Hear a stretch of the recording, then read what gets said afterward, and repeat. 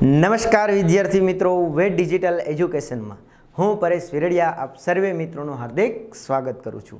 मित्रों, આપણે જોઈ રહ્યા છીએ ધોરણ 12 ઇતિહાસ, જેમાં પ્રથમ પાઠની ચર્ચા કરી રહ્યા છીએ। જો કે આપણે અંત તરફ આગળ વધી રહ્યા છીએ, જેમાં આપણે આગળ શરૂઆતથી અંત સુધી ઘણી બધી માહિતી જોઈ કે આધુનિક ઇતિહાસ આપણે કઈ કઈ બાબતોના આધારે જાણી શકીએ છીએ। જેમાં પ્રથમ આપણે ચર્ચા કરી યુરોપિયન પ્રજા, જે પોર્ટુગીઝો, ડચો, ફ્રેન્ચો, અંગ્રેજો આની રિલેટેડ, પછી 1857ના સંગ્રામમાંથી અથવા તો એને રિલેટેડ કઈ કઈ માહિતી જોઈ, પછી તાજના શાસનના સમયની આપણે માહિતીની ચર્ચા કરી, પછી શેની ચર્ચા કરી તો કે ભારતમાં સ્વાતંત્ર્ય સંગ્રામો એમની ચર્ચા કરી અને મહત્વના વ્યક્તિઓ વિશે ચર્ચા કરી, અને છેલ્લે આગળના વિડીયોમાં આપણે ચર્ચા કરી પ્રાદેશિક માહિતીઓ, એમાં ખાસ કરીને ગુજરાત રિલેટેડ માહિતી અને ગુજરાત રિલેટેડ ઇતિહાસ આપણને કઈ કઈ મહત્વના ઇતિહાસકારો અથવા તો મહત્વના વ્યક્તિઓની બુકોમાંથી આપણને ગુજરાતનો ઇતિહાસ મળી આવે છે એની ચર્ચા કરી। નેક્સ્ટ આજે આપણે જોવાનું છે વર્તમાન પત્રો અને સામાયિકો, એટલે કે આ બાબતો અથવા તો આને રિલેટેડ આપણને શું શું ઇતિહાસની માહિતી મળી આવે છે એની ચર્ચા કરીએ। તો વાત કરીએ કે ભાઈ વર્તમાન પત્રો અને સામાયિકો। તો બ્રિટિશકાલીન ભારતમાં રાષ્ટ્રીયવાદના પ્રચાર પ્રસાર અર્થે અનેક સામાજિક અને ધાર્મિક સુધારણા ક્ષેત્રે અનેક સામાયિકો અને વર્તમાનપત્રો પ્રચલિત થયા હતા। એટલે કે બ્રિટિશકાલીન ભારતની વાત કરીએ, બ્રિટિશકાલીન ભારત એટલે શું તો કે એ જે સમયે બ્રિટિશોનું શાસન હતું, એ સમયે બ્રિટિશરો છે એ ભારત ઉપર પોતાનું વહીવટ કરતા, વર્ચસ્વ જમાવતા, શાસન જમાવતા ત્યારની વાત છે। તો કે એ સમયે ભારતમાં રાષ્ટ્રીયવાદને એટલે કે રાષ્ટ્રીય લોકોને રાષ્ટ્રીયવાદ શું છે એની માહિતી મળે અને લોકો એનાથી માહિતગાર થાય, એ હેતુથી એટલે કે પ્રચાર પ્રસાર ફેલાવવા માટે, પ્રચાર કરવા માટે અને સામાજિક અને ધાર્મિક બાબતોનું છે એ સુધારા લાવવા માટે ઘણા બધા છે એ સામાયિકો અને વર્તમાનપત્રો ખૂબ જ ફેમસ થયા હતા। ભારતમાં 1780માં જેમ્સ એ હિકીએ બેંગોલ ગેઝેટ થકી પત્રકારત્વની શરૂઆત કરી હતી। મોસ્ટ આઈએમપી ભારતમાં ક્યારે તો કે 1780માં કોણે? જેમ્સ એ હિકીએ। કયા વ્યક્તિએ? જેમ્સ એ હિકી। અને કયું તો કે બેંગોલ ગેઝેટ। કયું? બેંગોલ ગેઝેટ થકી એણે પત્રકારની શું કરી હતી? પત્રકારત્વની શરૂઆત કરેલી હતી। આ સિવાય રાજા રામમોહન રાય, જેને ઓળખો છો, આપણે ચર્ચા આગળ કરી ગયા। તો રાજા રામમોહન રાય નવ જાગૃતિ અને પત્રકારત્વના પિતા કહેવાય છે। જો મહત્વના વ્યક્તિ કે જેમણે સૌ પ્રથમ સમાજના કુરિવાજો પ્રત્યે આગળ આવેલા હતા એવા રાજા રામમોહન રાય, તો એને શું કહેવાય છે? નવ જાગૃતિ અને પત્રકારત્વના પિતા કહેવામાં આવે છે। કોણ? તો કે રાજા રામમોહન રાય। તેમણે સંવાદ કૌમુદી જેવા પત્રોનું સંચાલન કર્યું હતું। કયું? તો કે રાજા રામમોહન રાય કયું પત્ર શરૂ કર્યું હતું? સંવાદ કૌમુદી। સ્વાતંત્ર્ય સંગ્રામ સાથે સંકળાયેલા વિશિષ્ટ વર્તમાનપત્રો અને સામાયિકોમાં દાદાભાઈ નવરોજીના રાષ્ટ્રગોપતાર, કયું? તો કે દાદાભાઈ નવરોજી કયું ચલાવતા? તો કે રાષ્ટ્રગોપતાર। મુંબઈના મુંબઈ સમાચાર, કેશવચંદ્ર સેનના સુલભ સમાચાર, શું હતું? સુલભ સમાચાર। લોકમાન્ય તિલકે કયું હતું? મરાઠા અને કેસરી। એની બેસન્ટે ન્યૂ ઇન્ડિયા અને કોમનવેલ્થ। બારિન્દ્ર અને અરવિંદ ઘોષે યુગાંતર અને સંધ્યા। ઈશ્વરચંદ્ર વિદ્યાસાગરે સોમપ્રકાશ, સ્વામી વિવેકાનંદે પ્રબુદ્ધ ભારત, મોતીલાલ ઘોષે અમૃત બાઝાર પત્રિકા, મહાત્મા ગાંધી યંગ ઇન્ડિયા અને હરિજન ભારતેન્દુ હરિશ્ચંદ્રની પત્રિકા હરિશ્ચંદ્ર એટલે કે મેગેઝિન, મોતીલાલ નહેરુની ઇન્ડિપેન્ડન્સ, મૌલાના અબ્દુલ કલામ આઝાદનું જે હતું કયું હતું? અલ હિલાલ, તેમજ હિન્દુસ્તાન ગદર પાર્ટીનું ગદર નામનું સૌથી મહત્વપૂર્ણ ગણાવી શકાય એવા સામાયિકો હતા। તો સાહેબ આ તો ઘણા બધા થઈ ગયા, યાદ રાખવા પડે ભાઈ, કેમ કે ઓપ્શનમાં આપને પરીક્ષામાં પૂછાઈ શકે। ફરીથી એક વખત ચર્ચા કરીએ તો કે દાદાભાઈ નવરોજીનું કયું હતું? તો કે રાષ્ટ્રગોપતાર। મુંબઈ દ્વારા કયું બહાર પાડવામાં આવ્યું હતું? તો કે મુંબઈ સમાચાર। કેશવચંદ્ર સેને કયું બહાર પાડ્યું હતું? તો કે સુલભ સમાચાર। લોકમાન્ય તિલકે તો કે મરાઠા અને કેસરી બંને બહાર પાડ્યા હતા, ધ્યાન રાખશું। એની બેસન્ટે ન્યૂ ઇન્ડિયા અને કોમનવેલ્થ, એમણે પણ બે બહાર પાડ્યા હતા, ન્યૂ ઇન્ડિયા અને કોમનવેલ્થ। બારિન્દ્ર અને અરવિંદ ઘોષ, આ બે ભાઈઓ છે, ઘોષભાઈ। તો બારિન્દ્ર અને અરવિંદ ઘોષે યુગાંતર બહાર પાડ્યું હતું। કયું? યુગાંતર। અને બીજું કયું? સંધ્યા। એટલે બંને એણે પણ 2 બહાર પાડ્યા છે, યુગાંતર અને સંધ્યા. ઈશ્વરચંદ્ર જે છે વિદ્યાસાગરે કયું બહાર પાડ્યું હતું? સોમપ્રકાશ. ઈશ્વરચંદ્ર વિદ્યાસાગરે સોમપ્રકાશ. અને સ્વામી વિવેકાનંદે કયું? પ્રબુદ્ધ ભારત. કયું? પ્રબુદ્ધ ભારત. અમૃત બાઝાર પત્રિકા મોતીલાલ ઘોષે બહાર પાડી હતી. કોણે? મોતીલાલ ઘોષે. અમૃત બાઝાર પત્રિકા. અને મહાત્મા ગાંધીએ યંગ ઇન્ડિયા અને હરિજન કયું બહાર પાડ્યું હતું? યંગ ઇન્ડિયા અને હરિજન. જ્યારે ભારતેન્દુ છે એ હરિશ્ચંદ્રની પત્રિકા કઈ હતી? પત્રિકા હરિશ્ચંદ્ર. નામ જ આખું એવું હતું, પત્રિકા હરિશ્ચંદ્ર. અને મોતીલાલ નહેરુએ કયું કર્યું હતું? ઇન્ડિપેન્ડન્સ. મૌલાના અબ્દુલ કલામ આઝાદે કયું બહાર પાડ્યું હતું? અલ હિલાલ. એટલે આ હિન્દુસ્તાન ગદર પાર્ટીએ કયું બહાર પાડ્યું હતું? ગદર. તો આ મહત્ત્વના જે છે એ આપણા સામાયિક અને વર્તમાન પત્રો જોઈ શકાય કે જેને રિલેટેડ ઇતિહાસની આપણે ક્યાંક ને ક્યાંક માહિતી મળી આવે છે. નેક્સ્ટ આપણે જોવાના છે સિક્કા, જેને આપણે કરન્સી કહીએ છીએ. તો આ સિક્કાઓ દ્વારા પણ ક્યાંક ને ક્યાંક આપણને માહિતી મળે છે ઇતિહાસ બાબતે. શું માહિતી મળે જોઈએ તો કે બ્રિટિશરોએ ભારતમાં પોતાની સિક્કા પદ્ધતિ અમલી ઈસવીસન 1834માં બનાવી હતી.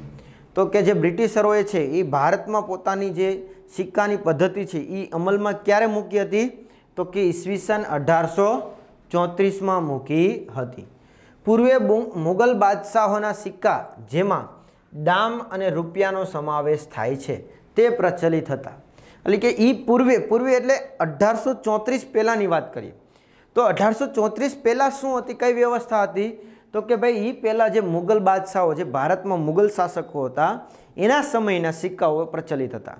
જેમાં કોનો સમાવેશ થાય? તો કે દામ અને રૂપિયાનો સમાવેશ થતો હતો. એટલે કે આ પણ સારા એવા ફેલાયેલા હતા, પ્રચલિત હતા, ફેમસ હતા. કંપનીના શાસનકાળ દરમિયાન સોનાના ગીની એટલે કે સોનાના ગીની પ્રકારના અને ચાંદી તથા ત્રાંબાના સિક્કા અમલમાં હતા. એટલે કે જ્યારે કંપનીનું શાસન હતું 1757 થી 1857 સુધી, તો કંપનીના શાસન દરમિયાન કયા હતા? તો કે ગીની એટલે કે સોનાના ગીની અને ચાંદી અને તાંબાના સિક્કાઓ છે એ ક્યાંક ને ક્યાંક અમલમાં હતા. પણ તાજના શાસનની શરૂઆત થતાં 1818 થતાં કે રાણી વિક્ટોરિયાની છબીવાળા છે અને વિક્ટોરિયા ક્વીન લખેલા છે એ સિક્કા પ્રચલિત થયા. જો કે તમને અહીંયા રાણી વિક્ટોરિયાના છે એ સિક્કા બતાવેલા છે. કે શું કહે છે? તો કે ભાઈ જ્યારે તાજના શાસનની શરૂઆત થાય એટલે કે 1858 પછી જે પણ કંઈ સિક્કાઓ હતા એમાં રાણી વિક્ટોરિયાના સિક્કા હતા. એટલે છાપ કોની હતી? રાણી વિક્ટોરિયાની. અને શું લખેલું હતું? તો કે ભાઈ કઈ માહિતી હતી? તો કે વિક્ટોરિયા ક્વીન લખેલા સિક્કા છે એ જોવા મળતા. કયા? તો કે વિક્ટોરિયા ક્વીન. જો મોહર શું લખ્યું છે? વન મોહર ઇન્ડિયા 1862. આ ક્યાંનો સિક્કો છે? 1862નો આ સિક્કો છે.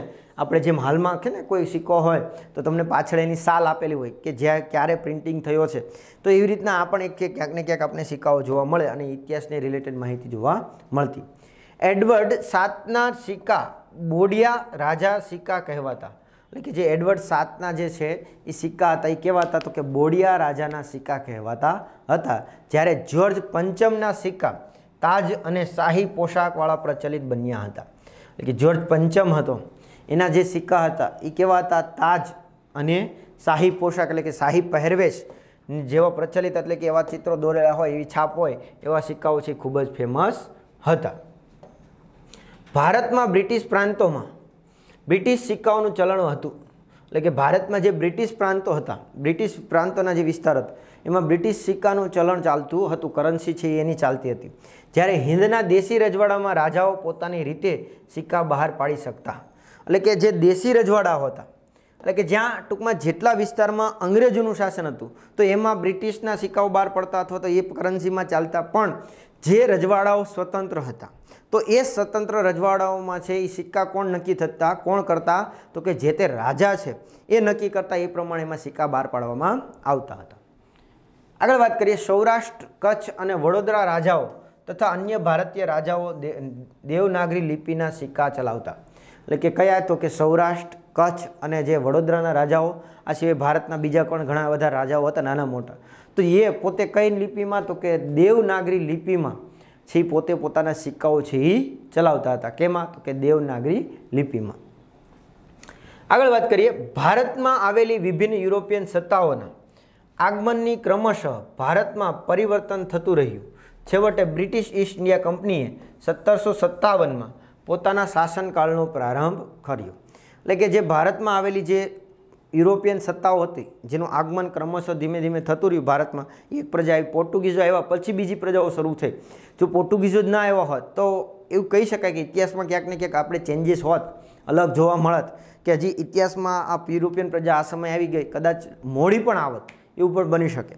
તો આ પોર્ટુગીઝો છે એ આવ્યા પછી ધીમે ધીમે બીજી પ્રજાઓ પણ ક્રમશઃ આવતી ગઈ અને છેવટે બ્રિટિશરોએ એટલે કે બ્રિટિશ ઈસ્ટ ઇન્ડિયા કંપનીએ 1757માં ભારતમાં પોતાનો વહીવટ શરૂ કરી દીધો. શું કરી દીધું? અત્યાર સુધી વેપાર કરતી હતી પણ હવે પોતે શાસનમાં પણ જંપ લાવ્યું. લગભગ 200 વર્ષ સુધી ભારત પર ચાલતી રહી. એટલે કે જેની સત્તા છે એ કેટલો સમય ચાલી? તો કે લગભગ 200 વર્ષ. કેમ? 1757થી 1857 અને 1947 સુધી. એટલે અંદાજિત આપણે કહી શકાય કે 200 વર્ષ જેટલી છે એ સત્તા કોની રહી હતી ભારત પર? તો કે અંગ્રેજોની રહી હતી. બ્રિટિશ સત્તાની વિભિન્ન નીતિઓ વિશે અંગ્રેજીમાં ઐતિહાસિક સામગ્રી પ્રાપ્ત થાય છે તો સ્વાતંત્ર્ય સંગ્રામ વિશે પણ મોટી માત્રામાં ભારતીય તથા વિદેશી ભાષામાં ઐતિહાસિક સાધન સામગ્રી મળી આવે છે. એટલે કે જે બ્રિટિશ સત્તાની જે અલગ અલગ જે નીતિઓ હતી એને આધારે અંગ્રેજીમાં ઘણી બધી છે ઐતિહાસિક બાબતો આપણને મળે છે. તો સાથે સાથે જે ભારતના જે પણ સ્વાતંત્ર્ય સંગ્રામો હતા, આ સિવાય ભારતીય અને વિદેશી ભાષામાં પણ આને રિલેટેડ ઐતિહાસિક બાબતોને લગતી પણ માહિતી આપણને સારા પ્રમાણમાં મળી આવે છે. લગભગ 100 વર્ષ લાંબો ચાલેલો સ્વાતંત્ર્ય સંગ્રામ અને તેના અગ્રગણ્ય છે નેતાઓ વિશે પણ મોટી માત્રામાં લખાણ થયેલું છે. શું કહે છે? આ લગભગ આપણો આ જે સ્વાતંત્ર્ય સંગ્રામ છે એ કેટલો ચાલેલો હતો? લગભગ 100 વર્ષ જેટલો ચાલેલો હતો. તો આ 100 વર્ષ જેટલો ચાલેલો આ જે સ્વાતંત્ર્ય સંગ્રામ હતો એમાં જે મહત્ત્વના જે સ્વાતંત્ર્ય સંગ્રામ હતા એનું તો માહિતી જોવા મળે જ છે, પણ સાથે સાથે એના જે નેતાઓ હતા કે અગ્રગણ્ય હતા એટલે કે મુખ્ય નેતાઓ હતા એમની પર પણ ઘણા બધા પુસ્તકો લખાયેલા છે. મોટા માત્રામાં એની પર લખાણ જોવા મળે છે. આ બધી બાબતોને ધ્યાનમાં લઈને આધુનિક ઇતિહાસકારોએ આધુનિક ભારતનો ઇતિહાસ લખી સ્વાતંત્ર્ય સંગ્રામના ઇતિહાસ પર પ્રકાશ પાથર્યો છે. એટલે કે આ બધી જ નાની મોટી જે પણ કંઈ બાબતો છે એને ધ્યાનમાં લઈને ઇતિહાસકારોએ શું કર્યું છે? તો કે આ બધી જ માહિતી છે એને વ્યવસ્થિત ગોઠવીને, સરખી રીતે બધી ગોઠવીને, ધ્યાનપૂર્વક રાખીને એને લોકો સામું રજૂ કરવાનો પ્રયત્ન કર્યો છે. એટલે કે આધુનિક ઇતિહાસ છે એ ભારત લખીને સ્વાતંત્ર્ય સંગ્રામમાં કઈ કઈ બાબતો ઉપર ઘટનાઓ બની હતી, કેવી કેવી ઘટનાઓ હતા, કેવા કેવા સત્યાગ્રહો હતા, એમની પર કેવા કેવા જુલ્મો થયેલા હતા, આ બધી જ સારા પાસાઓ, ખરાબ પાસાઓ, નરસા પાસા જે પણ આપણે ગણીએ એ બધી જ બાબતો ઉપર ઇતિહાસકારોએ આ બધી રેફરન્સ બુકો લઈને ક્યાંક ને ક્યાંક ઇતિહાસ ઉપર પ્રકાશ નાખેલો છે જોવા મળે. એટલે કે આવી રીતના આપણી સામે ઇતિહાસકારોએ આ બધી મહેનતો કરીને ઇતિહાસ છે એ રજૂ કરવાનો પ્રયત્ન કરેલો છે. તો આ આપણે મિત્રો વાત કરી પાઠ 1ની કે જેમાં આપણે બધી જ સાધન સામગ્રી દ્વારા ખાલી એટલી જ માહિતી આપણે જોવાની હતી કે ભાઈ આપણને ભારતમાં આધુનિક ભારતનો ઇતિહાસ એની માહિતી કયા કયા ઇતિહાસકારો, એમની કઈ કઈ બુકો, ગ્રંથો એમાંથી મળી આવે છે એની અહીં ચર્ચા કરી. જો મિત્રો આ પાઠમાંથી તમને 2 થી 3 ગુણના કે 4 ગુણનો સવાલ પૂછાઈ ના શકે, માત્ર 1 ગુણના પૂછાઈ શકે, તો એને વ્યવસ્થિત ધ્યાનમાં રાખવું મિત્રો અને વ્યવસ્થિત તૈયારી કરવી. નેક્સ્ટ મિત્રો આ વિડીયોમાં આપણે અહીંયા પાઠ પૂર્ણ કરીશું. નેક્સ્ટ ફરી મળીશું નવા ચેપ્ટર સાથે. ત્યાં સુધી રજા લઈએ. Thank you. જય હિન્દ, જય ભારત. અસ્તુ.